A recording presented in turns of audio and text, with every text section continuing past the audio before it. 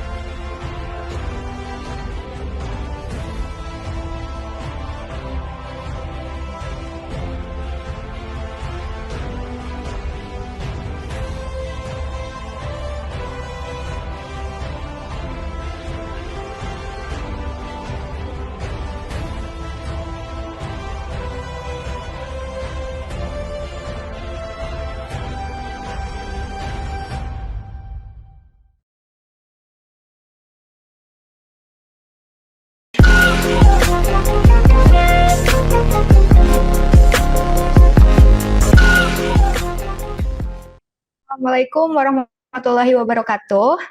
Baik, saya Adina Melati Putri yang akan menjadi host dari kanal Inspirasi untuk Bangsa pada wawancara kita pada pagi hari ini. Mudah-mudahan media-media ini selalu bisa memberi inspirasi, motivasi, dan edukasi. Kami sudah mempersiapkan wawancara untuk menyusun sebuah buku yaitu 100 alumni ITS Kebanggaan Alma Mater. Saat ini saya sudah bersama dengan salah seorang alumni ITS yaitu Bapak Agung Prasetyo Utomo. Beliau merupakan founder Juara Group. Apa kabar Pak Agung? Alhamdulillah, Waalaikumsalam warahmatullahi wabarakatuh. Kabar baik Mbak Melati. Baik, Alhamdulillah. Sebelum saya mulai, izinkan saya memperkenalkan Pak Agung terlebih dahulu. Beliau menyelesaikan pendidikan S1 Teknik Mesin di Institut Teknologi November atau ITS, pernah berkarir di perusahaan otomotif multinasional terbesar di Indonesia yaitu Toyota Astra Motor selama hampir 16 tahun. Pada 2013 mulai merintis usaha kuliner ayam geprek sambal korek, lalu berkembang menjadi ayam geprek juara pada tahun 2016 yang kemudian berkembang dalam jaringan usaha Amanah Ridho Allah atau Juara Group. Baik, bisa Bapak ceritakan perjalanan karir Bapak mulai dari awal berkarir hingga akhirnya memutuskan untuk mendirikan dan mengembangkan jaringan usaha kuliner Juara Group? Oke, terima kasih Mbak Melati yang sudah mengenalkan ya. Jadi nama saya Agung Prasetyo Utomo, tapi orang memanggil saya Apu karena nama Agung pasaran, Mbak. Jadi kalau Baik, Bapak. dikenalin dengan Pak Agung gitu, wah orang suka Pak Agung yang mana ya gitu kan. Akhirnya dipanggillah dengan nama Apu. Nah, saya kuliah di ITS itu benar tahun 96 dan saya lulus tahun 2001. Kebetulan waktu itu saya lulus dengan predikat lulusan terbaik ITS 10 besar di Teknik Mesin di tahun 2001. Akhirnya saya diterima tanpa tes di Toyota Astra Motor. Nah, tahun 2001 saya langsung masuk ke Toyota Astra Motor sampai saya memutuskan resign di tahun 2016 atau 16 tahun berkarya di Toyota Astra Motor. Yang dimana saya memulainya dengan menjadi seorang engineer. Di tahun 2001 saya masuk itu di divisi Assembling Engineering. Nah, di situ saya memegang line produksi untuk persiapan produksi Innova. Jadi tahun 2001 persiapannya kan Innova itu launching tahun 2004. Jadi saya diberikan amanah atau berkarya di proses planning untuk assembling engineering. Nah, untuk meningkatkan kapasiti dan kompetensi saya, Toyota mengirimkan saya ke Jepang selama 3 tahun. Jadi bekerja 2001, terus kemudian saya kursus bahasa Jepang selama 1 tahun. Habis itu tahun 2003 sampai 2006 saya ditempatkan di Toyota Motor Corporation di Jepang selama 3 tahun. Sama posisinya masih di Production Engineering atau Assembling Production Engineering. Dan kemudian proyek saya itu jalan atau mengalami start volume production itu di 2004 akhir, ya kan. Nah, sepulang dari Jepang, saya tetap melanjutkan proyek Innova sampai akhirnya di tahun 2008 saya mendapatkan penempatan di tempat yang baru. Jadi dari seorang assembling engineering yang sesuai dengan kompetensi basic akademik saya di teknik mesin, itu akhirnya saya dipindah ke divisi ekspor impor. Nah, divisi ekspor impor, dan kebetulan pada waktu saya di Jepang itu Toyota split dua, Pak. Dari Toyota Astra Motor menjadi dua perusahaan, yaitu Toyota Astra Motor dan satu lagi Toyota Motor Manufacturing Indonesia. Di mana Toyota Motor Manufacturing Indonesia itu sahamnya mayoritas hampir 95% dimiliki Toyota Motor Corporation. Dia fokusnya hanya ke manufacturing. Kalau Toyota Astra Motor dia fokusnya lebih ke arah pemegang merek dan penjualan di domestik. Nah, dari 2008 kemudian saya berada di ekspor impor. Di ekspor impor tentu ini menjadi hal yang baru buat saya karena saya harus berhubungan dengan banyak negara karena Toyota itu ketika membangun sebuah unit mobil itu spare part-nya itu hampir sekitar 6.000 sampai 11.000 spare part sebelum masuk ke assembling line. Nah, itu diimpor dari banyak negara, tidak cuma dari ASEAN tapi juga dari Jepang, dari mana tuh namanya Vietnam, dari Thailand, dari Filipina, terus kemudian dari Eropa juga ada, dari Turki pun juga ada gitu. Jadi banyak sekali area ekspor impor yang membuat saya harus banyak belajar. Yang kedua, tentunya dari seorang engineer terus kemudian menjadi seorang marketing dan administration ya, karena ekspor impor itu lebih banyak ke marketing dan administration. Kalau dulunya biasanya meetingnya hanya di ruangan gitu kan, di kantor, di internal karena ngurusin produksi dan ngurusin engineering. Nah, sekarang meetingnya harus keluar negeri yang otomatis tuntutan untuk menggunakan bahasa asing itu semakin banyak gitu ya.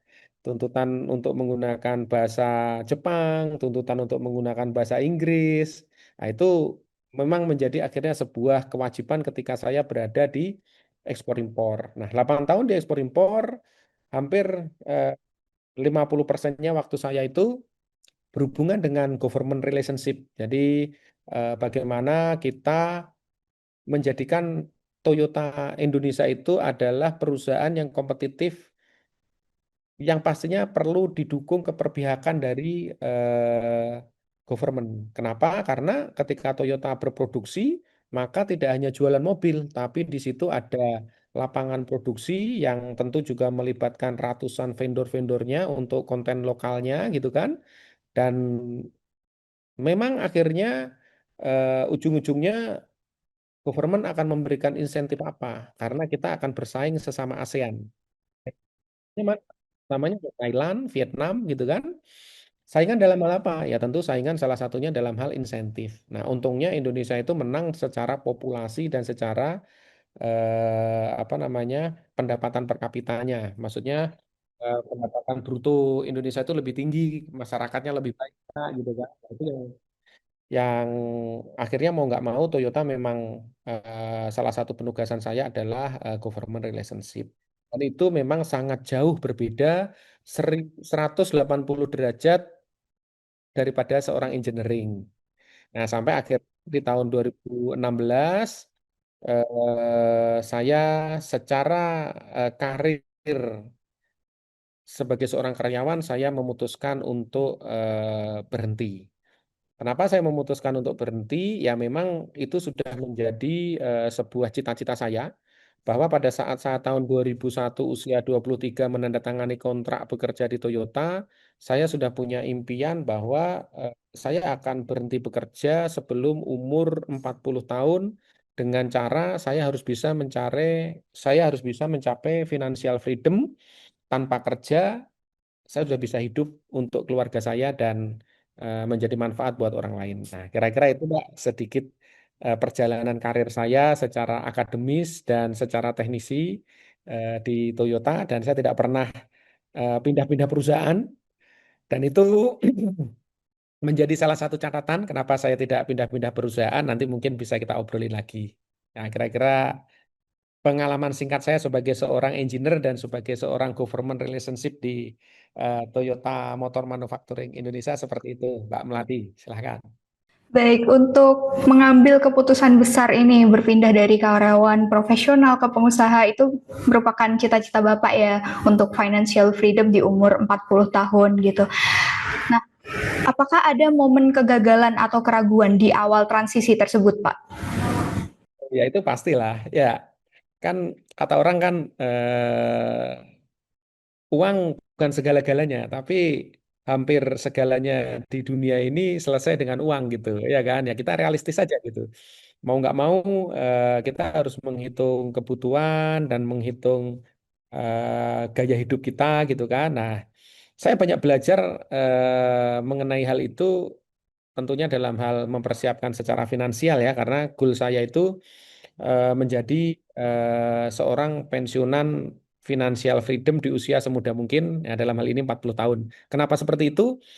Ya, karena yang pertama ketika saya bekerja di Toyota Motor Manufacturing Indonesia, saya banyak bergaul dengan senior-senior saya dan senior-senior saya seperti apa masa depannya sudah bisa dihitung dari awal. Nah, termasuk saya juga banyak bergaul dengan senior-senior alumni ITS, Mbak. Nah, jadi banyak bergaul dengan senior-senior alumni ITS. Mereka itu rata-rata setelah umur 55 tahun pensiun itu ngapain aja sih gitu kan. Nah, ternyata ya ujung-ujungnya mereka berharap financial freedom juga gitu. Mereka berharap financial freedom dan punya kesibukan, tapi memang kesibukannya rata-rata jauh berbeda dengan kesibukan pada waktu mereka berkarya di perusahaan gitu.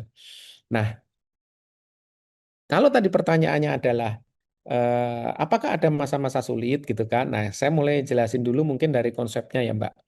Jadi buku yang menginspirasi saya itu adalah bukunya Robert Kiyosaki yang saya baca tahun 2000-an.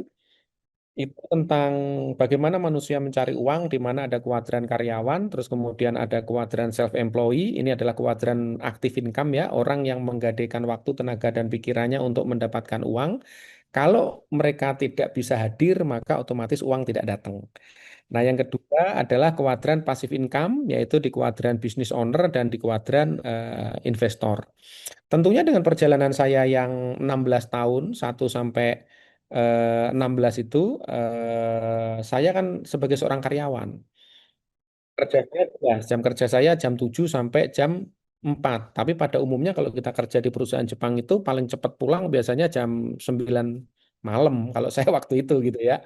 Jadi memang istilahnya apa ya, gambari masuk gitu kan, harus benar-benar totalitas loyalitas buat perusahaan gitu. Jadi saya selama kerja tidak pernah ada pikiran bahwa harus membuka usaha, cari-cari sampingan, itu nggak ada gitu. Karena saya belajar konsepnya tadi, bahwa nggak mungkin saya sebagai seorang karyawan juga sebagai seorang yang mau mendevelop bisnis buat saya itu impossible gitu karena sama-sama menggadaikan waktunya. Akhirnya yang saya lakukan adalah berada di kuadran karyawan dan mengejar berada di kuadran investor. Nah, yang sangat beruntungnya saya adalah kalau kita ngomongin pendapatan, saya mendapatkan keberuntungan ketika saya bekerja di Jepang. Contoh nih Mbak, ini kita buka-bukaan aja ya. Pada waktu 2001 saya kerja di Toyota, itu saya digaji 2,4 juta Mbak per bulan. Ya, sedangkan teman-teman saya yang di Surabaya waktu itu kalau nggak salah gajinya masih di bawah 1 juta. Nah, jadi saya akhirnya lebih memilih untuk kerja di Toyota Jakarta dengan gaji 2,4 juta itu ekivalen dengan sekitar 31 gram emas. Kan dulu emas harganya masih sekitar 80.000 per gram. Jadi ukuran kekayaan finansial itu kan emas ya, bukan rupiah. Itu menurut saya. Nah, ketika saya ditempatkan di Jepang 2004 sampai 2006, nah itu saya mendapatkan gaji 25 juta. Nah, itu setara dengan 300 gram emas gitu. Jadi kalau bisa dibilang saya kerja di Indonesia dan di Jepang bisa 10 kali lipat. Dan ketika saya di Jepang itu saya diberikan gaji dua, Mbak. Gaji Indonesia jalan, bonus Indonesia jalan, gaji Jepang jalan, bonus Jepang jalan gitu. Jadi saya bilang 3 tahun saya berada di Jepang itu 1 bulannya sama dengan 10 bulan di Indonesia. Jadi 1 tahun saya berada di eh, Jepang itu ekivalen dengan 10 tahun saya kerja di Indonesia, kan gitu ya. Jadi kalau 3 tahun ada di Jepang, maka saya sama seperti 30 tahun kerja di Indonesia secara salary gitu kan ya. Secara salary kalau kita menghitungnya dengan comparison emas tadi gitu ya Mbak. Nah, akhirnya saya pulang tentu bawa banyak duit dong, bener ya? Karena kan saya dapat 2 gaji. Nah, ketika di Jepang saya karena banyak kerja ya, jadi hidupnya ya normal-normal aja, tidak ada ya yang anak-anak sekarang misalkan hedon, terus kemudian self reward itu nggak ada lah karena waktu itu saya punya impian saya harus 40 tahun harus bisa resign. Nah, pulang itu saya di usia saya bukan pulang sih, sambil saya berada di Jepang, di usia saya kira-kira berarti 25 tahun, tahun 2004 itu ya, 2004 2005 itu Mbak. Nah, itu saya sudah mengenal investasi saham, Mbak.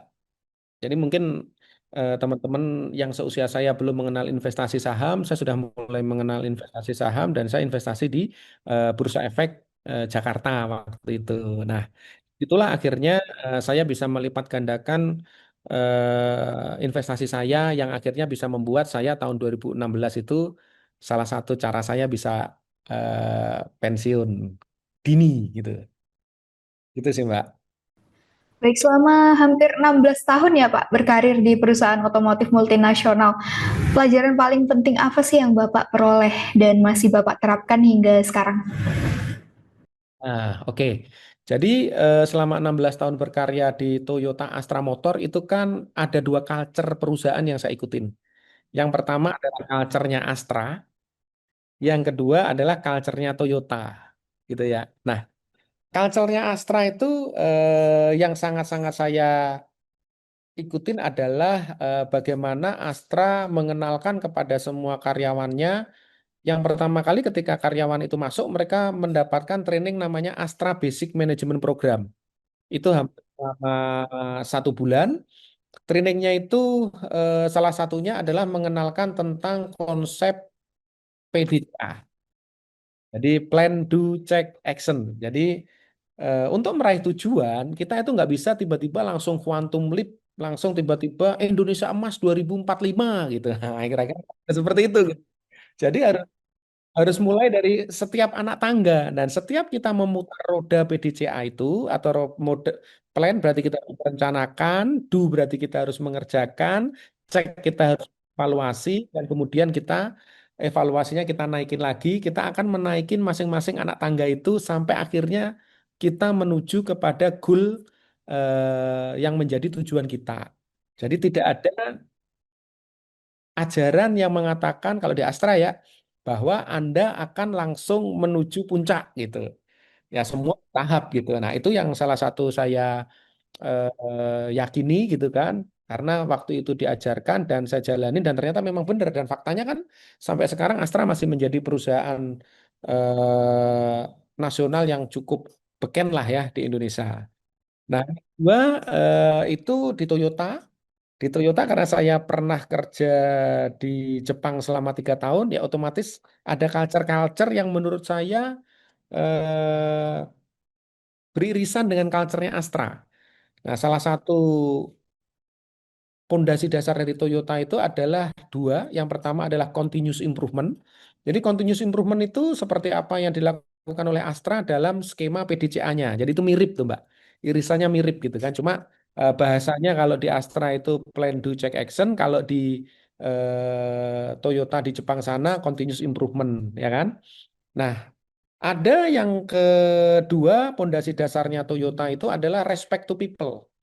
Jadi kalau kita lihat orang Jepang itu kan ya mereka itu sebenarnya sangat-sangat sopan sama orang. Mereka sangat sopan, akhlaknya menurut saya akhlak mulia lah. Ya, walaupun kalau saya tanya sama mereka, kamu agamamu apa gitu. Mereka itu bisa dibilang ya lahir sebagai seorang Kristiani gitu kan. Nanti menikah sebagai seorang Kristiani, tapi kalau ditanyain ya nggak pernah ke gereja juga. Jadi buat mereka mereka tidak mengenal agama lah menurut saya gitu kan. Tapi ternyata akhlaknya sangat mulia sesuai dengan prinsip-prinsip agama yang diajarkan di saya di Islam gitu kan. Salah satu amanah, loyal gitu kan, dan menghargai orang gitu. Nah, respect to people itu menjadi sebuah cara dari Toyota untuk mengencourage karyawannya melakukan continuous improvement tadi. Yang akhirnya ya sampai sekarang Toyota sejak saya bergabung sampai sekarang mereka masih menjadi produsen otomotif nomor satu di dunia secara jumlah. Jadi ada dua ya Mbak, plan do check action, continuous improvement dan respect to people. Nah itu yang menjadi basic yang saya ambil dan akhirnya saya jalanin sampai sekarang secara kehidupan pribadi, keluarga maupun perusahaan. Nah, berdasarkan pengalaman Gitu Bapak di Mbak. industri otomotif, baik. Berdasarkan pengalaman Bapak di industri otomotif, apa sih tantangan utama yang dihadapi Indonesia dalam mewujudkan mobil nasional nih, Pak? Tantangan utama ya. Jadi sebenarnya Mbak, engineer-engineer Indonesia itu luar biasa. Kalau orang bilang sekarang Indonesia tidak kekurangan orang pinter, tapi Indonesia kekurangan orang yang amanah gitu. Ya, itu memang nyata gitu. Jadi selama saya tinggal di Jepang selama 3 tahun, ya contoh diri saya sendirilah ya. Saya itu berada di assembling engineering production itu tidak cuma dari Indonesia, tapi ada dari Taiwan, ada dari Turki, ada dari mana tuh namanya Thailand gitu kan, ada dari Vietnam gitu. Tapi yang ditunjuk sebagai global trainer ke seluruh dunia, jadi saya disuruh ngajar tuh, disuruh ngajar ke South Africa, disuruh ngajar ke Turki, ke UK gitu kan, ke Belgia gitu. Itu yang dipilih saya gitu. Dan teman-teman saya yang dikirim ke Jepang pun mereka juga banyak yang mendapatkan sebagai apresiasi kompetensi mereka gitu. Nah, jadi kalau ngomongin sumber daya manusia, secara prinsip saya yakin pasti mampu gitu ya.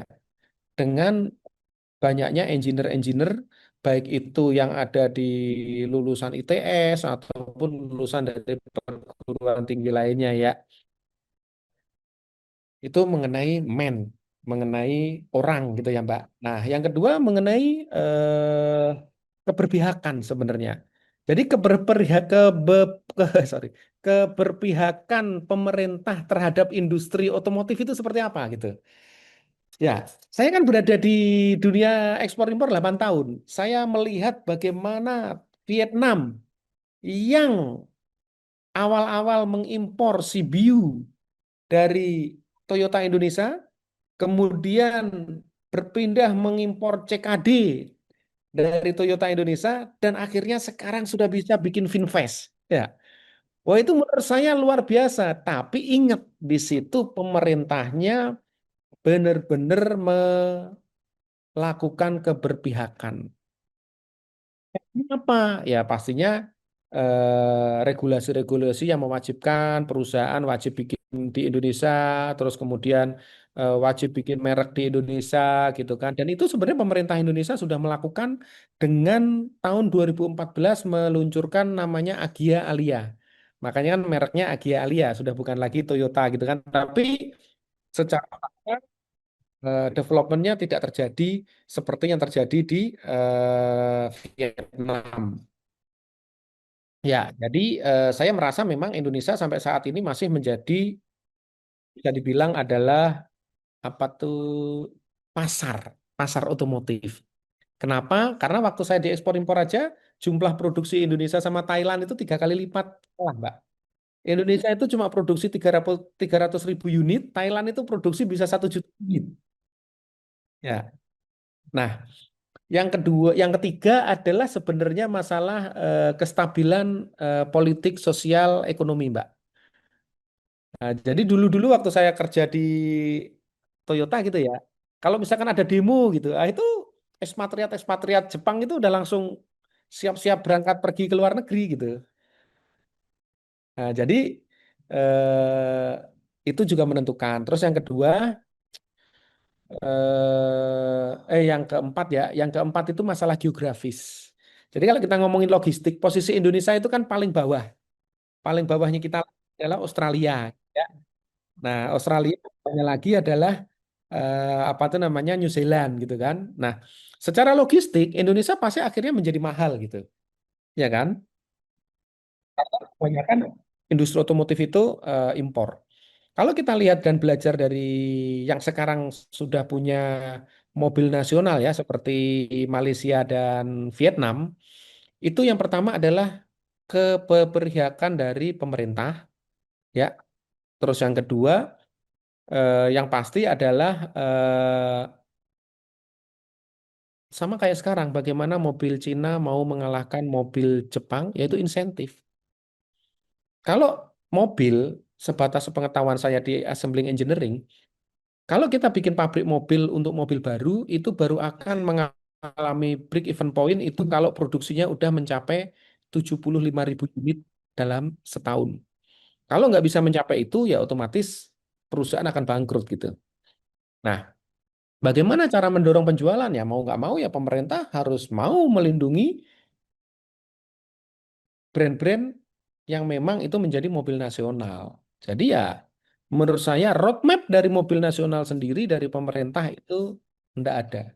Jangan berharap produsen nasional, pengusaha gitu terus kemudian membuat mobil enggak, itu akan susah untuk bersaing dengan negara-negara maju yang sudah menguasai otomotif di seluruh dunia ini. Jadi memang kolaborasi dengan negara-negara maju, misalkan kayak misalkan Proton, Proton itu kan berkolaborasi dengan Mitsubishi gitu kan, tapi nggak boleh pakai merek Mitsubishi, harus pakainya merek Proton gitu kan. Nah, yang luar biasa ya sebenarnya menurut saya Finfast lah. Finfast itu luar biasa karena eh, nggak tahu bagaimana mereka mendevelop tiba-tiba sudah bisa jadi taksi di Indonesia kan gitu kira-kira ya. Nah, jadi, poin utama lebih ke arah ke situ, Mbak. Tapi kalau masalah masalah kesiapan apa tuh namanya kesiapan tenaga kerja Indonesia dan lain-lain, saya yakin cukup mumpuni. Tapi lebih ke arah kebijakan pemerintah terhadap mobil nasional, roadmap pathway-nya seperti apa. Karena sayang banget sebenarnya triliunan rupiah itu dibelikan mobil luar negeri semua. Walaupun judul-judulnya adalah masih ada yang produksi di Indonesia gitu. Kira-kira itu, Mbak. Telah terbit buku 100 anggota DPR DPD RI Inspirasi Indonesia. Bacaan wajib bagi siapa saja yang ingin memahami denyut nadi demokrasi Indonesia. Mengulas sepak terjang anggota DPR RI, DPD RI, MPR RI, Dalam menyikapi realitas bahwa setiap keputusan yang dibuat di gedung DPR RI memiliki dampak langsung pada kehidupan jutaan rakyat Indonesia. Untuk pemesanan, dapat menghubungi kontak yang ada pada video. Nah, Bapak, saat ini pemerintah kan tengah berupaya melahirkan mobil listrik nasional. Apa pandangan dan saran dari Bapak agar upaya tersebut dapat berjalan lebih berkelanjutan dan realistis? Yang pertama kalau kita baca datanya kan memang Indonesia itu kan mau nggak mau harus semakin kecil meng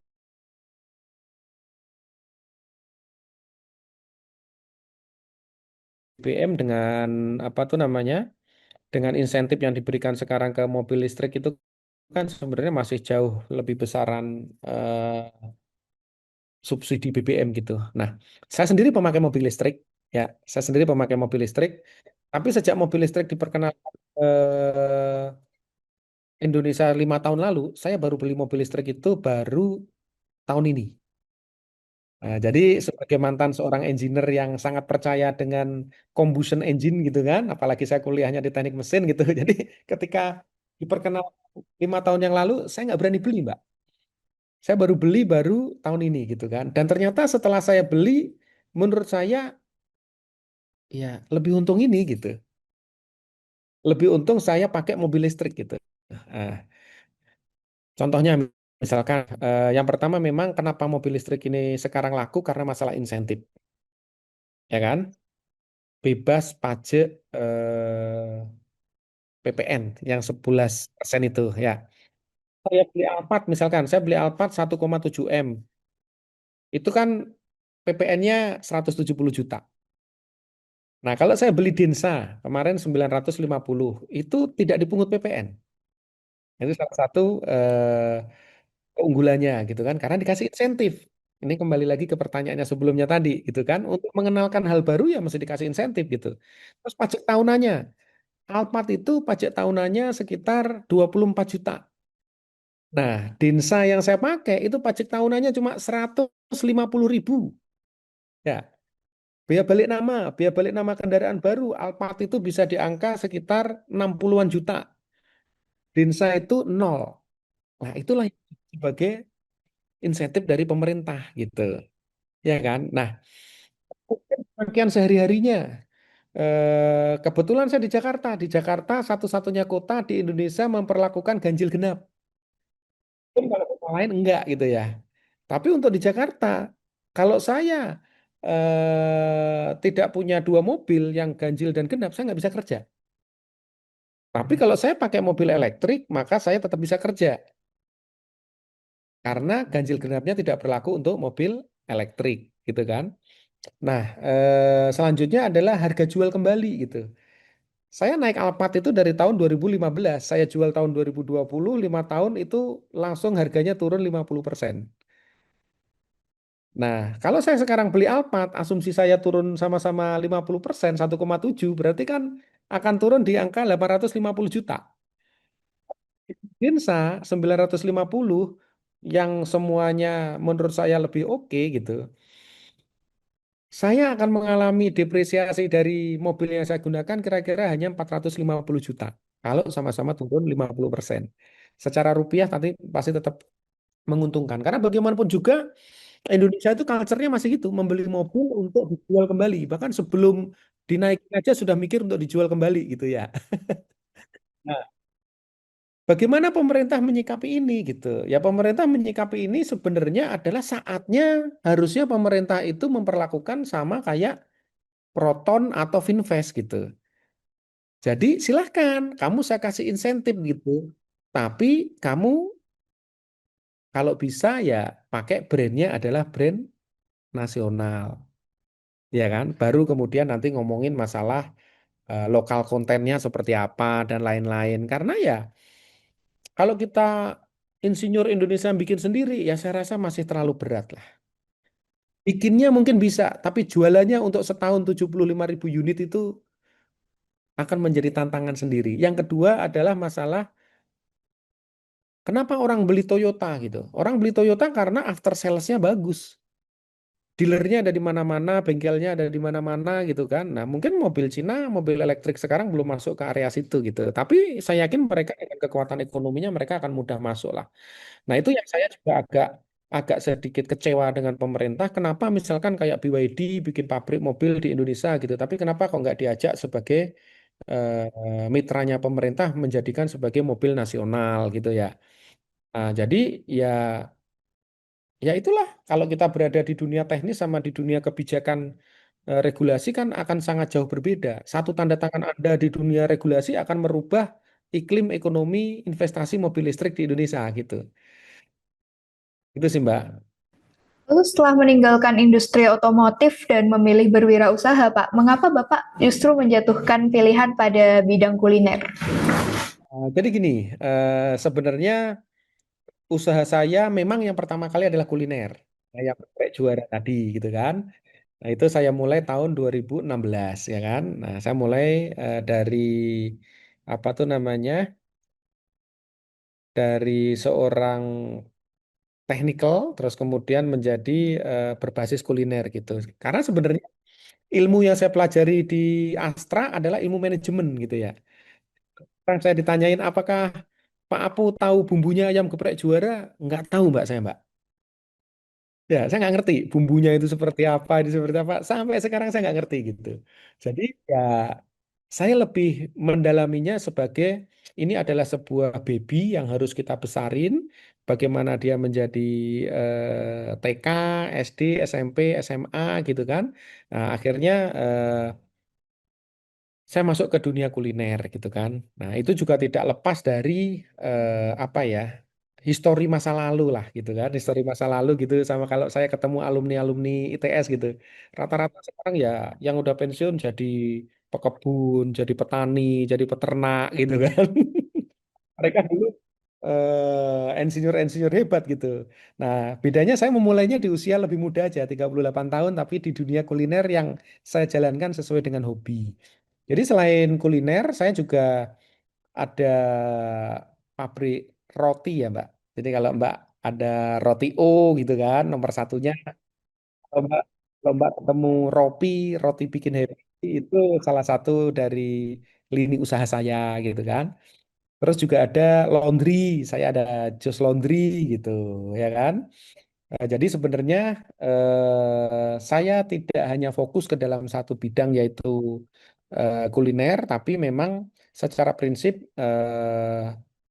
saya merasa beruntung sudah mendapatkan finansial yang cukup mapan. Nah, disitulah saya gunakan untuk melakukan sebuah kegiatan yang membangun anak-anak muda. Jadi sebenarnya pelaku-pelaku usaha dari masing-masing usaha itu adalah anak-anak muda, Mbak. Mereka anak-anak muda, fresh graduate yang saya kurasi dan kemudian saya berikan permodalan untuk mereka membangun bisnis itu. Jadi kalau secara legalitasnya sebenarnya saya hanya pemilik merek yang terdaftar di Kementerian Hukum dan HAM, terus kemudian saya pemegang saham, sedangkan untuk direksi dan komisarisnya saya menunjuk orang lain gitu. Nah, kira-kira seperti itu proses bisnis yang saya jalani gitu kan. Dan siapa yang menjalankan? Yang menjalankan ya otomatis para karyawan sama direksi yang saya tunjuk tadi gitu. Itu sih kira-kira konsep dari bisnis yang saya kembangkan tadi. Makanya kenapa disebut juara gitu ya. Jaringan usaha amanah ridho Allah gitu. Jadi berusaha untuk lebih masuk ke dalam kolaborasi dunia spiritual dan finansial. Gitu, Mbak. Nah, Pak, seiring perjalanan tersebut, bagaimana gambaran perkembangan Juara Group hingga saat ini, baik dari sisi skala usaha maupun arah perkembangannya? Jadi gini, dari juara grup yang jalani itu kan ada 3 area. Nah, area yang pertama adalah pada umumnya sebenarnya 3 area ini adalah area investasi ya, Mbak. Area investasi ya pada umumnya. Jadi lebih ke arah tadi loh bahwa saya ini memang ingin membangun bisnis, tapi yang saya tidak ingin menjadi self employee-nya. Saya tidak ingin menjadi karyawannya. Jadi lebih ke arah ke business owner dan investor gitu. Jadi yang pertama adalah bisnisnya terkait dengan properti. Jadi properti itu kita ada beberapa properti misalkan seperti kayak gedung untuk kantor, kemudian kita sewa-sewain sebagai virtual office, terus kemudian kita juga ada kos-kosan gitu kan. Nah itu yang kedua adalah saya bagaimana ketika saya apa tuh namanya bisa lolos ke investor gitu kan, otomatis saya harus hidup dari dividen, Mbak. Jadi ya saya sebenarnya lebih banyak pegang saham-saham perusahaan yang ada di Bursa Efek Indonesia yang mereka memberikan dividen gitu kan. Nah, termasuk kolaborasi antara perusahaan itu dan apa properti tadi itu saya memiliki hampir sekitar ratusan minimarket dalam brand biru dan merah yang tersebar banyak di seluruh Indonesia itu. Nggak usah saya sebutin mereknya pasti tahu lah ya. Nah, nah, terus yang ketiga di dunia kuliner tadi, Mbak. Dunia kuliner tadi sama pastinya itu adalah kegiatan yang benar-benar membangun generasi muda kalau buat saya. Nah, jadi kalau ngomongin secara perkembangannya, sekarang ini untuk dunia properti memang secara prinsip mengalami stagnasi kalau menurut saya. Dunia properti itu sekarang mengalami stagnasi sangat berbeda dengan tahun-tahun 2010, 2012 gitu. Nah, itu sejak sebelum COVID lah kira-kira. Jadi kalau sekarang kita lihat bagaimana kita menjual properti itu sekarang juga susah gitu kan. Nah, kalau yang kedua terkait dengan dunia minimarket, dalam 2 tahun terakhir ini saya bilang mengalami penurunan juga. Jadi kalau ngomongin daya beli turun, saya sih sebagai seorang pemilik penerima waralaba dari 2 perusahaan itu, saya bisa pastikan bahwa iya mengalami penurunan, ya kan? Nah, yang ketiga, tentunya kalau kebutuhan sehari-hari aja mengalami penurunan, nah otomatis kuliner juga mengalami penurunan gitu. Kenapa? Karena kuliner yang saya masukin itu adalah kuliner yang sifatnya staple food, yang orang makan sehari-hari. Nah, sekarang yang banyak terjadi adalah orang-orang yang kemarin-kemarin mereka sebagai karyawan dan kemudian di PHK gitu kan. Itu kan sekarang mereka masuk ke dunia staple food. Nah, cuma ada satu yang menjadi apa tuh namanya eh, apa ya berbeda itu adalah di bisnis roti, Mbak. Nah, jadi di bisnis roti itu perkembangannya sangat maju pesat. Bahkan kita baru membangun sebuah pabrik di Klaten. Pabriknya di Jakarta karena Jakarta UMR-nya gede, terus kan kita pindah ke Klaten, pabrik pertama udah nggak cukup, terus kemudian kita bangun pabrik yang kedua dan kemarin diresmikan oleh Menteri Perdagangan karena kita juga perusahaan roti yang melakukan ekspor ke Dubai gitu. Jadi ya ada yang naik, ada yang turun, tidak 100% turun gitu. Nah, yang selanjutnya yang keempat, karena saya dulu 10 tahun itu juga berada di dunia ekspor impor, saya juga ada bisnis ekspor, Mbak, ekspor rempah-rempah. Nah, salah satunya adalah kita sudah punya pabrik kayu manis yang ada di Gunung Kerinci di Jambi sana. Nah, terkait dengan ekspor rempah-rempah itu malah naik. Jadi volumenya malah naik dan mungkin saya termasuk salah satu seorang pengusaha yang tidak senang dolarnya menguat. Karena kalau dolarnya apa namanya? Kalau rupiahnya melemah, ya. Jadi kalau rupiah melemah kayak sekarang, saya senang, Mbak. Pendapatan saya kan dalam dolar, Mbak. Ya. Sedangkan, sedangkan saya beli ke petani rempah-rempah itu dalam bentuk rupiah gitu. Cuannya lebih tebel lah, kira-kira gitu kan. Semua pengusaha pengennya ya rupiah sama dolar itu kalau bisa stabil gitu kan. Tapi kalau ya melemah kayak sekarang, saya termasuk orang yang beruntung gitu. Jadi tetap secara usaha growth tumbuh, profit itu wajib karena kalau nggak profit ya mau nggak mau kita harus tutup gitu kan. Dan yang ketiga adalah sustainability. Nah, salah satu yang paling berat di dunia kuliner adalah sustainability, Mbak. gitu. Tapi kalau misalkan kayak di yang sifatnya manufacturing ya, misalkan kayak ekspor, terus kemudian roti, ya itu oke. Nah, yang ketiga yaitu bisnis jus laundry atau laundry ya Mbak. Bisnis laundry ini sekarang perkembangannya juga sangat pesat. Kenapa? Terutama di kota-kota besar. Ini relevan dengan semakin susahnya mencari asisten rumah tangga. Ya, sekarang gaji asisten rumah tangga berapa? 2 juta gitu kan. Padahal asisten rumah tangga ya mintanya ada mesin cuci ya kan, kerja capek-capek nggak mau gitu kan. Nah, akhirnya banyak apa tuh namanya? Generasi muda sekarang ini nggak pakai asisten rumah tangga, Mbak. Jadi mereka kebanyakan eh, sekarang ini kalau cuci-cuci itu ya udah pakai laundry gitu kan. Nah, terus anaknya gimana? Nah, ini juga salah satu pengembangan dari apa yang kita studi. Rata-rata anak-anak muda sekarang ini juga mereka punya apa tuh namanya child care, ya.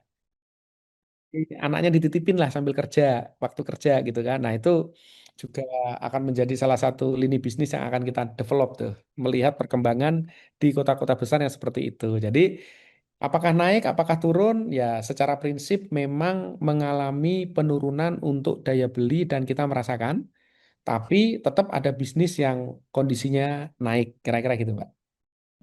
Baik, kembali ke Juara Grup ya Pak. Melihat pengalaman Bapak membangun Juara Grup, bagaimana Bapak menilai tren bisnis kuliner ke depan? Dan bidang apa saja yang masih ingin Bapak kembangkan? Jadi, mengenai tren bisnis ke depan, terutama terkait dengan kuliner ya, sebenarnya apa yang terjadi di Indonesia itu kita tinggal lihat di negara-negara maju seperti Singapura, Jepang, Korea, Australia, Eropa gitu ya. Jadi tren bisnis kuliner di Indonesia itu suatu saat akan lebih banyak online, lebih banyak online. Dan di sini sebenarnya yang saya harapkan dari keberpihakan pemerintah. Ya, kenapa lebih banyak online? Karena masyarakat akan semakin menghargai waktu, ya kan? Akan semakin menghargai waktu, ya kan? Nah, dengan staple food yang online dan yang sekarang ini karena dimiliki hanya oleh Grab, Gojek, dan Shopee yang potongannya itu 30%. Bayangin, saya sebagai seorang pebisnis kuliner aja mungkin ngambil margin 10%. Mereka bisa ngambil keuntungan 30%. Ya, tapi karena nggak ada pilihan lain. Sedangkan tren masyarakat Indonesia akan seperti itu gitu. Ya, yang saya bilang pemerintah harus turun tangan. Turun tangan untuk apa? Turun tangan untuk melindungi pengusaha-pengusaha kuliner. Karena setelah mereka mendapatkan data, kemudian mereka membangun dapur-dapurnya sendiri loh, Mbak. Ya kan? Karena mereka tahu datanya. Oh, penjualan ayam geprek itu sebulan sekian di daerah sini. Udah mereka bikin dapurnya sendiri. Ya, lama-kelamaan pengusaha kuliner Indonesia yang lokal-lokal ini akan selesai dengan sendirinya gitu. Bukan karena persaingan, tapi ya karena memang kita bisa dibilang bersaing dengan cara tidak seimbang. Nah, yang kedua, bisnis kuliner mungkin yang akan survive itu adalah bisnis kuliner yang sifatnya adalah bukan cuma makan, tapi sifatnya dia ada rekreasi. Yang orang mungkin makan di situ 2 minggu sekali, sebulan sekali gitu kan, yang sifatnya ada rekreasi walaupun harganya menjadi lebih mahal. Nah, itu yang disebut segmen bukan segmen staple food, segmen yang sifatnya ada rekreasinya.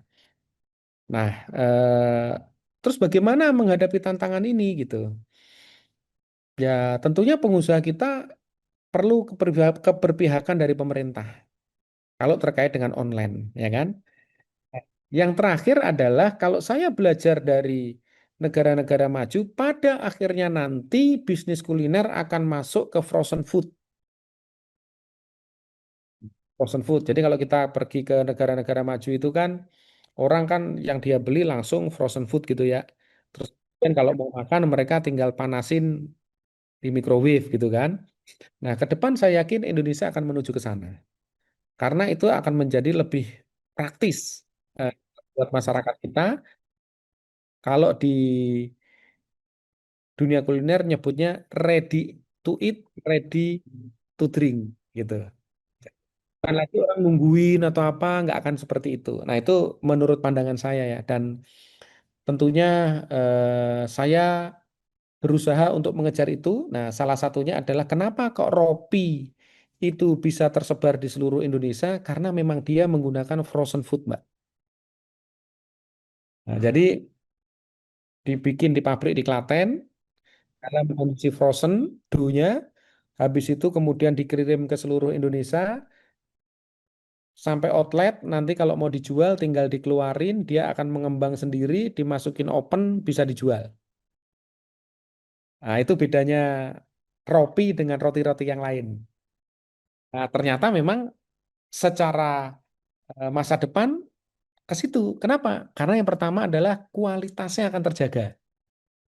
Ya, kualitasnya akan terjaga karena dibuatnya hanya di satu tempat. Otomatis kan mau Mbak beli di Timika, mau beli di Pekanbaru, mau beli di ini ya rasanya sama gitu. Terus kenapa kok bisnis frozen food itu juga akan semakin maju? Karena infrastruktur Indonesia makin bagus, Mbak. Jadi dulu ketika saya memikirkan, oh ini pabrik saya harus pindah nih dari Jakarta pindah ke Klaten gitu.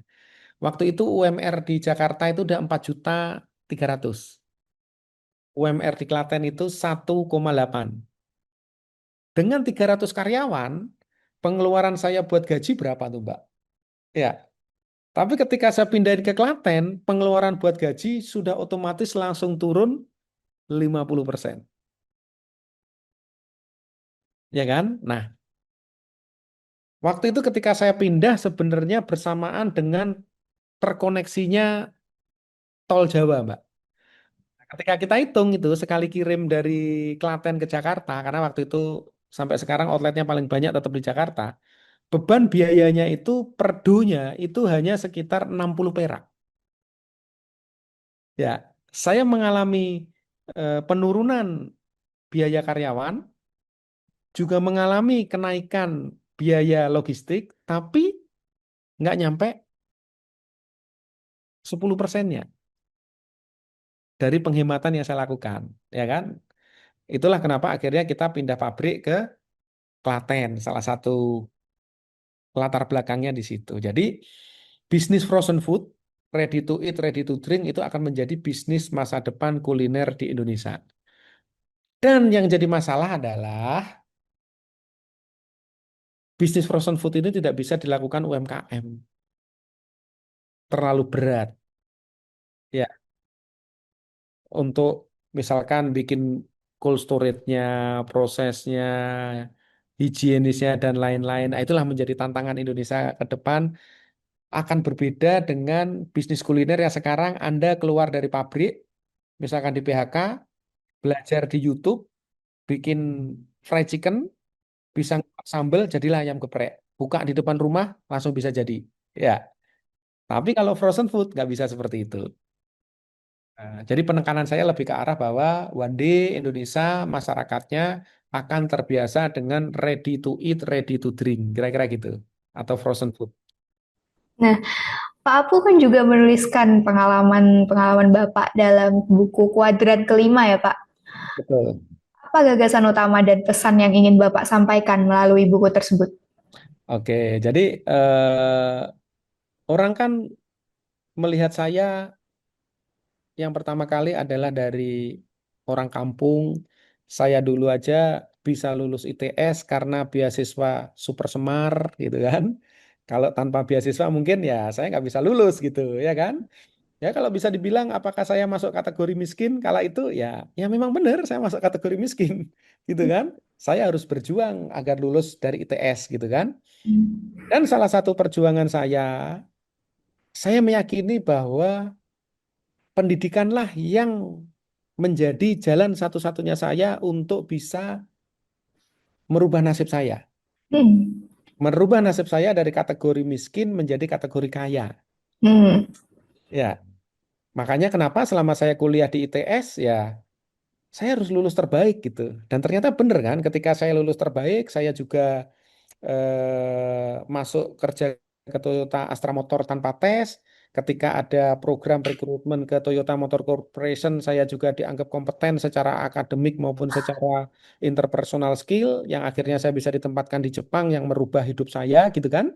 Sampai perjalanan saya selesai di tahun 2016 secara finansial menyelesaikan financial freedom saya. Mm.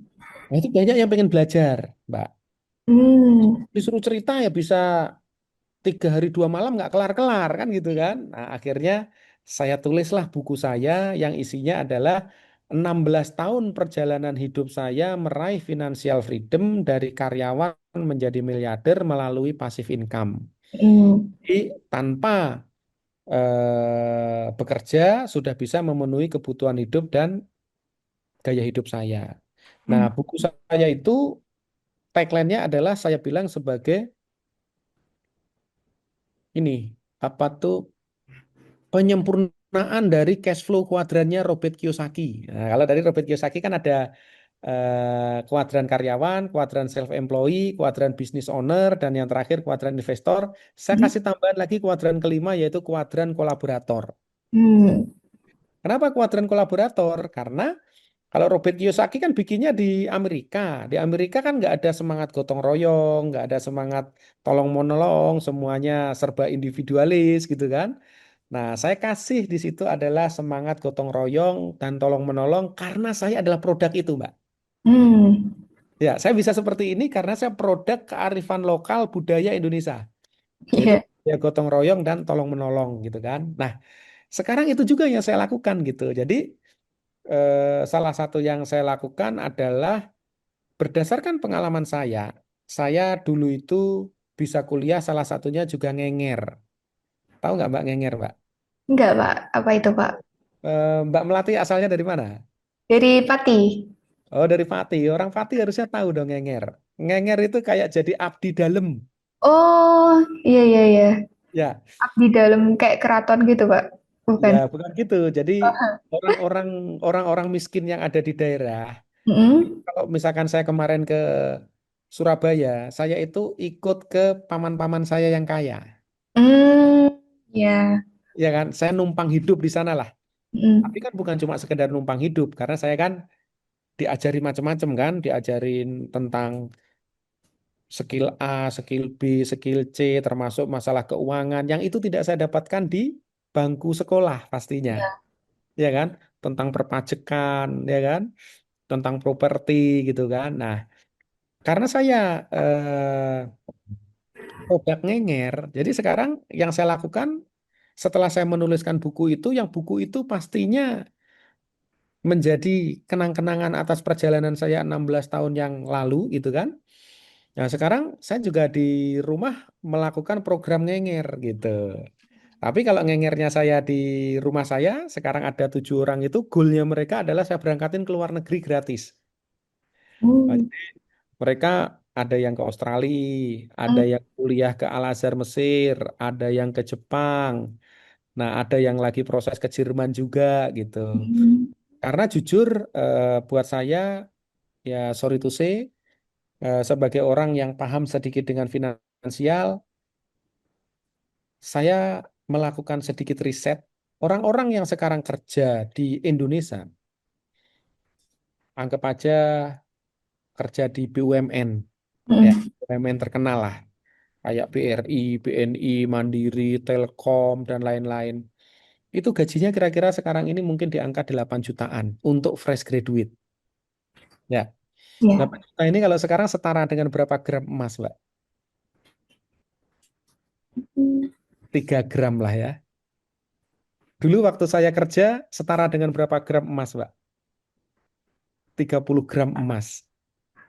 Jadi sebenarnya secara rupiah kelihatannya itu tinggi, tapi sebenarnya secara kekayaan hakikatnya sebenarnya miskin. Iya. Ya. Hmm.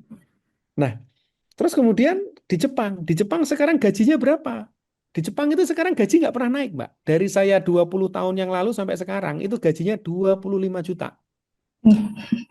Ya, 25 juta. Jadi 25 juta yang kalau zaman saya dulu setara 300 gram emas, ya sekarang hanya setara dengan 10 gram emas. Ya. Nah, Iya. itulah yang disebut sebagai eh, hantu ekonomi yang membuat kita miskin sebenarnya. Mm-mm. Nah, kenapa saya akhirnya menggelorakan anak-anak muda Indonesia untuk bekerja ke luar negeri, Pak. Mm. Kalau mereka pengen mencapai financial freedom kurang dari usia 40 tahun seperti saya, Mm-mm. ada jalan lain. Ya, nah itu salah satu kenapa saya bikin buku itu. Buku itu yang pertama adalah buat anak-anak saya. Kebetulan anak saya ada 3, Mm. agar mereka baca ketika mereka udah remaja dan sekarang nomor 1, nomor 2 udah kuliah, nomor 3 masih SD. Dan selanjutnya adalah buat anak-anak muda Indonesia bahwa Anda pun bisa bertransformasi dari seorang miskin menjadi seorang yang financial freedom, tapi tidak dalam sekejap mata. Tidak ada itu. Saya perlu waktu 16 tahun untuk mewujudkannya, dan saya yakin Anda dengan bekerja di luar negeri 10 tahun Anda sudah bisa mewujudkannya. Nah, kira-kira inti dari buku eh, kuadran kelima adalah perjalanan saya yang memuat value-value hidup saya, dan kalau memang nanti anak-anak muda itu sudah membacanya, mereka bisa menirunya, ya Mm. kan?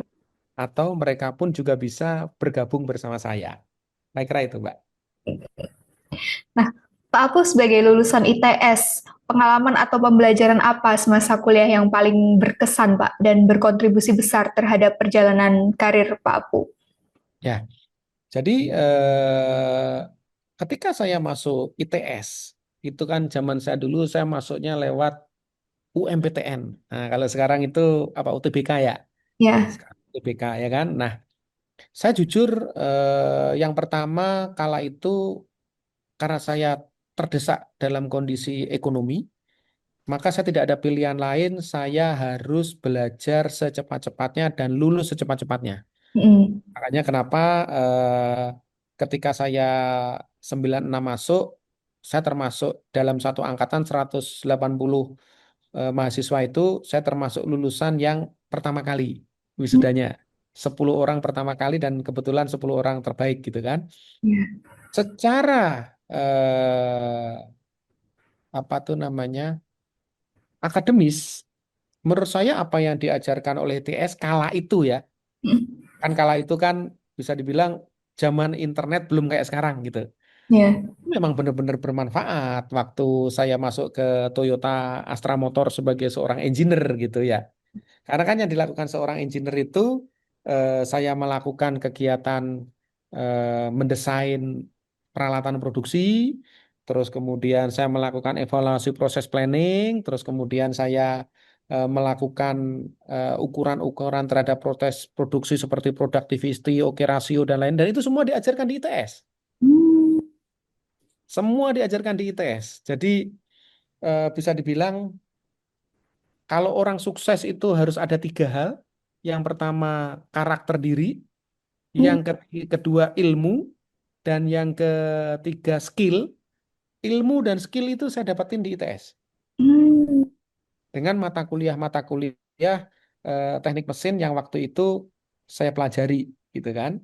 Ya. Terutama mata kuliah yang sifatnya teknik produksi, tentang Mm. desain. Nah, itu benar-benar memberikan manfaat kepada saya. Dan yang kedua adalah saya mendapatkan kesempatan untuk kerja praktek. Saya Mm. yakin sekarang saya yakin masih ada lah ya mata kuliah itu ya. Karena kerja praktek saya waktu itu saya masih di semester 6, Mm. itu saya dapat kerja praktek selama hampir 3 bulan, dan itu benar-benar mengenalkan saya tentang bagaimana hubungan antara link and match perusahaan dengan university. Nah, Mm. yang saya harapkan pastinya hal-hal seperti itu juga menjadi salah satu point of view gitu. Kerja praktek langsung ke industri gitu kan. Kalau sekarang kan banyak tuh udah ada magang, ada intern, ada lain-lain gitu kan. Ya. Tapi jujur saya kurang mengikuti apa yang sudah dilakukan ITS terkait dengan itu. Tapi saya sih berharap apa yang dulu saya terima itu bisa lebih ditingkatkan lagi karena itu sangat bermanfaat. Gitu, Iya. Mbak. Akan segera terbit buku 100 Alumni Institut Teknologi Bandung Kebanggaan Alma Mater, edisi 2026. Disusun berdasarkan pengalaman prestasi, keteladanan dari 100 alumni Institut Teknologi Bandung dalam membagikan kiat, strategi, dan motivasi, khususnya untuk mahasiswa dan alumni Institut Teknologi Bandung, dan umumnya generasi muda Indonesia. Untuk pemesanan dapat menghubungi kontak yang ada pada video. Baik. Dalam pandangan Bapak, apa sih keunggulan khas dari lulusan ITS ketika memasuki dunia kerja profesional, Pak? Nurut. Mhm. Ya, ini karena pengalaman saya kan di perusahaan Jepang ya. Iya. Yang saya tangkap itu kalau di perusahaan Jepang itu, you nggak usah pinter-pinter banget. Ya, kenapa? Karena perusahaan Anda di Indonesia itu adalah perusahaan produksi, Hmm. bukan perusahaan development. Nah, tuntutan yang berbeda adalah ketika saya berada di Jepang. Karena di Jepang itu adalah mother company, maka tuntutannya adalah improvement. Iya. Improvement yang bisa diimplementasikan ke seluruh dunia. Maksudnya pabriknya Toyota di seluruh dunia harus pakai improvement yang dari Jepang gitu. Nah, kelebihan dari orang-orang ITS zaman saya dulu ya, saya nggak ngerti sekarang. Karena kan sejak berubah menjadi badan usaha yang membiayai dirinya sendiri kan rekrutmennya bisa jadi berbeda kan gitu ya.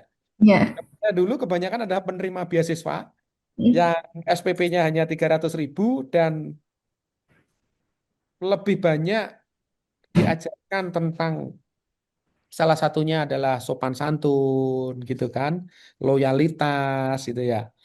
Nah, itu menjadi kelihatannya sepele, tapi ketika berkarya di perusahaan Jepang itu menjadi sebuah nilai jual yang tinggi Hmm. gitu. Ya, itu ngomongin masalah karakter, ya kan? Karakter apa nih yang menjual dari lulusan ITS? Ya, Iya. nurut ya. Yang kedua, mau bekerja keras.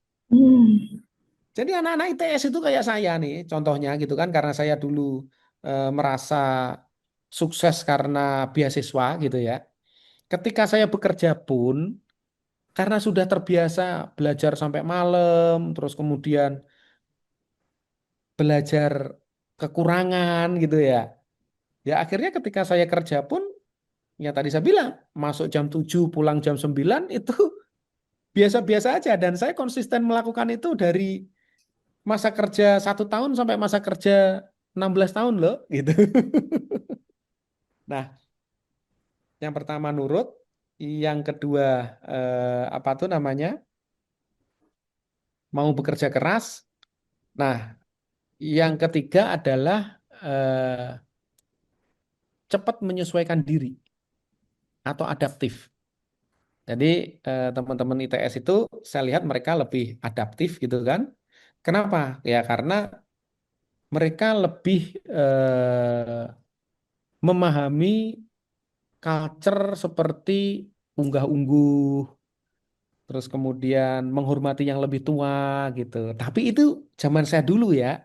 Nah, Iya. kalau situasi sekarang saya tidak bisa memberikan penilaian gitu kan. Tapi kalau zaman saya dulu 3 hal itu Mbak yang saya anggap menjadi karakter eh, meritnya ITS. Nah, kalau yang masalah skill sama masalah knowledge tadi saya udah jelasin. Ya, Nah, berdasarkan pengalaman Bapak di industri dan kewirausahaan, sejauh mana sih Pak pendidikan tinggi termasuk ITS mampu menjawab kebutuhan nyata dunia kerja dan kewirausahaan saat ini? jujur kalau sekarang ini ya, jujur kalau sekarang ini kalau saya suruh menilai nih Ya. 1 sampai 10 gitu ya, itu angkanya 7,5. Hmm. Padahal ekspektasi saya adalah paling tidak 9, gitu Hmm. kan? Kenapa? Karena kondisi sekarang ini saya banyak menemukan kalau antara karakter, knowledge, sama skill, itu sekarang itu lebih banyak kuatnya di knowledge. Oh iya. Ya, maksudnya kalau kita ajak diskusi sesuatu yang apa ya, sesuatu yang future, terus kemudian ya bikin yang gini gini gini, gini, itu bisa, Hmm. itu sangat sekali bisa gitu. Tapi untuk mengeksekusi knowledge itu kan perlu skill dan perlu karakter. Iya. Ya, jadi IQ saja tidak cukup. Perlu emotional question, perlu adversity question atau kegigihan, juga perlu spiritual question. Nah, menjadi harapan saya adalah bagaimana sekolah sekarang ini yang ada di Indonesia, karena kita lagi di ITS, kita ngomonginnya ITS, Hmm. bagaimana bisa mendevelop 3 hal yang tidak terdevelop ini. Hmm. Bukan cuma IQ, Iya. tapi emosionalnya juga, terus kemudian spiritualnya juga, dan yang terakhir adalah kegigihannya. Hmm. Karena sebenarnya orang sukses itu bukan karena dia tiba-tiba melakukan quantum leap. Hmm. Kembali lagi kepada value yang saya dapat tadi di Astra sama di Toyota, yaitu orang-orang yang konsisten membangun secara PDCA, yaitu orang-orang yang konsisten membangun secara continuous improvement gitu. Tentu perusahaan-perusahaan kan memerlukan orang-orang yang berbeda. Hmm. Kalau perusahaan-perusahaan yang sifatnya manufacturing production memang tidak perlu orang-orang yang pemikiran quantum leap gitu ya. Tapi kalau perusahaan-perusahaan yang startup dan lain-lain memang pasti memerlukan orang-orang yang punya pemikiran quantum leap. Kan akhirnya kita akan bertanya, marketnya sekarang ini di Indonesia mana yang paling banyak? Ya, kalau saya sering memberikan beberapa kuliah tamu gitu ya, nggak cuma di ITS gitu. Ya saya tanyain mahasiswa-mahasiswa ini ya rata-rata mayoritas keinginan mereka adalah bekerja sebagai seorang karyawan. Hmm. Dan menurut saya itu sangat realistis.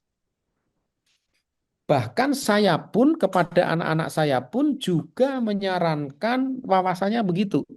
Iya. Anda tidak bisa lulus kuliah langsung berharap jadi pengusaha, Hmm. walaupun bapakmu juga pengusaha. Ya, Iya. bapakmu bisa jadi pengusaha karena 16 tahun hidup di Toyota. Iya. Benar ya? Hmm. Ya kan? Nah, makanya saya juga bilang ke anak-anak saya, tugas kamu sekarang adalah mencari knowledge sambil membangun karakter. Nah, ketika kamu sudah punya modal karakter dan knowledge, maka kamu sekarang akan mencari skill dengan bergabung di perusahaan-perusahaan multinasional. Entah itu 5 tahun, entah itu 10 tahun. Yang saran saya, perusahaan multinasional kalau bisa berada di luar negeri. Ya, bukan di Indonesia. Nah, itu goal saya kepada anak-anak saya. Kenapa? Karena saya sangat menyadari saya termasuk generasi yang mengalami gagap bahasa. Ya, saya berharap sekarang lulusan-lulusan ITS itu bahasa Inggrisnya cas-cis-cus. Kalau memang mereka pengen kerja di perusahaan Jepang, harusnya nih sudah ada materi bahasa Jepang, mungkin 1 tahun sebelum lulus gitu kan. Kayak saya kan enggak. Saya waktu itu tidak ada materi bahasa Jepang. Tapi ketika saya kerja, saya bergabung dengan bahasa Jepang. Karena perusahaannya perusahaan Jepang. Apakah mereka pakai bahasa Inggris? Enggak, Mbak. Orang-orang Jepang yang ditaruh di Indonesia ya maunya bahasa Jepang. Ya, jadinya saya menjadi gagap bahasa gitu. Nah, hal-hal seperti itu saya berharap ITS juga melakukan mapping. Hmm. Ya, melakukan mapping maksudnya semester 6 nih udah ditanyain, kamu mau kerja kemana? Kan setiap orang pasti punya intention. Oh, Iya. ingin kerja di Eropa. Oke, di Eropa itu kebanyakan pakai bahasanya bahasa Inggris, tapi banyak juga yang pakai bahasa Jerman, pakai juga ada yang pakai bahasa Finland gitu kan. Nah, itu harusnya ada. Ya, jadi ada pilihan-pilihan seperti itu dan mereka sudah ya apakah itu menjadi sebuah ekstrakurikuler atau itu menjadi sebuah ini karena saya termasuk orang yang sangat-sangat mendorong anak-anak muda sekarang kerja di luar negeri bukan berarti tidak nasionalis. Tapi setelah pulang ke luar negeri mereka pasti akan memiliki karakter diri yang lebih baik, network yang lebih baik dan itu akan sangat bermanfaat buat Indonesia. Ya. Nah, itu menurut saya, ya kan? Nah, salah satu yang saya rasakan tadi saya sebutin adalah masalah bahasa ketika saya di ITS. Tapi kan itu dulu. Ya, itu kan dulu. Saya nggak tahu. Sekarang kalau di ITS lulusnya itu harus IELTS berapa sekarang? Hmm. Mungkin sudah di IELTS 5,5 atau 6,5 atau 7,5 gitu ya. Hmm. Karena itu benar-benar sangat mendukung kita ketika kita kerja, kemampuan bahasa. Karena tanpa kemampuan bahasa yang kuat, kita akan susah untuk mengungkapkan apa yang ide-ide kita dan kita juga susah untuk berargumentasi dengan rekan atau atasan kita. Padahal Ya. bisa jadi pemikiran kita adalah pemikiran yang benar dan luar biasa. Gitu sih, Hmm. Mbak. Baik, mungkin ini pertanyaan terakhir untuk menutup wawancara kita pada pagi hari ini. Pesan apa yang ingin Bapak sampaikan kepada mahasiswa dan alumni ITS agar tetap relevan, adaptif, dan berani mengambil peluang di tengah perubahan yang cepat? Oke. Ya, Mbak, memang dunia sekarang ini bergerak semakin cepat. Baik itu dalam dunia kita sebagai seorang karyawan maupun kita sebagai seorang pengusaha. Jadi ada 5 hal yang wajib kita jadikan modal dasar diri kita untuk mendapatkan eh, kesuksesan dalam karir maupun kesuksesan dalam berusaha. Yang pertama adalah ibaratkan jempol tangan ini. Jempol tangan ini paling besar dibandingkan 4 jari lainnya ya. Ya. Nah, jempol tangan ini akan menentukan diri kita apa. Karena jempol tangan ini lambangnya adalah lambang karakter diri. Hmm. Mau sepinter apapun, mau dia canggih-canggih kayak apapun, tapi kalau karakter dirinya itu nggak bagus, dia nggak akan bisa maju. Oke? Nah, Ya. kedua adalah telunjuk. Ya, telunjuk. Telunjuk ini kan pakai nunjuk nih. Sana, Ya. sana, sana. Ya, itu melambangkan fokus. Follow one course until success. Jadi, nggak bisa kita lompat sana, lompat sini, lompat sana, lompat sini. Saya misalkan ngerjain A, habis itu saya pindah ngerjain B, habis itu saya pindah ngerjain C gitu. Nah, itu nggak bisa. Harus fokus. Ya, Ya. follow one course until sukses. Nah, yang ketiga adalah jari tengah. Kita lihat nih, jari tengah ini adalah paling tinggi di antara jari-jari lainnya. Hmm. Nah, jari tengah ini melambangkan sebuah konsistensi. Kalau kita tadi mau fokus, kita kan harus konsisten. Ya. Ya, kita harus punya konsistensi yang akhirnya membuat kita memiliki daya juang atau kegigihan. Dan itu yang sekarang harus banyak didevelop, daya juang atau kegigihan. Ya. Nah, yang keempat adalah jari manis. Jari manis ini adalah network, melambangkan network, melambangkan jaringan. Ya. Dan yang saya rasakan, jejaring alumni ITS itu sangat berbeda dengan alumni-alumni lainnya. Sorry to say. Ya. Ya, sorry to say. Kalau alumni ITS itu menjadi pimpinan sebuah perusahaan, dia belum tentu ngangkat alumni ITS lainnya. Ya, ya mungkin mereka bisa punya alasan bahwa ya Anda memang nggak kompeten, makanya Anda nggak ngangkat, saya nggak ngangkat Anda gitu. Tapi kalau menurut saya bukan gitu. Menurut saya adalah kalau Anda seorang senior ITS, alumni ITS yang sekarang Anda menjadi pejabat, pucuk pimpinan perusahaan, Anda tahu ada di luaran sana universitas-universitas lain juga melakukan namanya kaderisasi. Ya, mau Iya. itu IB, mau itu UI, mau itu UGM, mereka juga melakukan kaderisasi dan kaderisasi itu bukan mendadak, bukan tiba-tiba gue lagi butuh general manager, ya, gue Iya. power untuk ngangkat general manager gitu. Nyari anak ITS nggak ada, ya udah gue ngangkat yang lain, nggak gitulah, kan harus bisa melihat masa depan. Maksudnya anak-anak ITS yang ada di bawahnya dia ya di coaching, di konseling sebagai seorang alumni, Hmm. kan sebagai seorang atasan dan bawahan, bener ya? Hmm. Jadi ketika saatnya dibutuhkan, si alumni yang sudah senior itu dengan mudah memperjuangkan alumni ITS-nya untuk maju. Nah, itu yang menjadi salah satu kekuatan networking yang menurut saya masih lemah di ITS, ya Hmm. kan? Nah, yang kelima itu adalah kekuatan jari kelingking. Jari kelingking ini kecil. Jari kelingking ini adalah kekuatan detail. Kalau anak ITS, ya semuanya di bidang keilmuannya saya yakin memiliki kemampuan itu. Kalau saya misalkan seorang teknik mesin, saya disuruh menghitung mekanika teknik dan lain-lain, bikin desain ini, bisa saya. Bisa, sangat bisa itu. ITS cukup mampu mencetak insinyur-insinyur sarjana teknik seperti saya gitu. Tapi ketika tidak datang kesempatannya, apakah dia bisa maju?